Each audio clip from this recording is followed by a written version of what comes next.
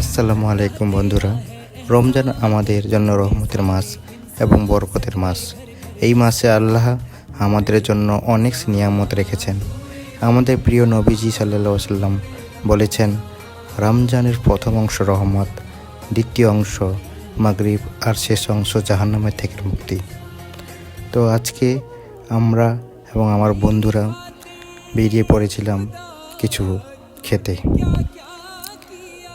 আজকের খাবার দেখুন, সামনে গরম গরম তন্দুরি চিকেন আর কয়লার ধোঁয়ার গ্রিল করা, সাথে নরম বাটার নান আর অসাধারণ তড়কা ডাল, একদম পারফেক্ট।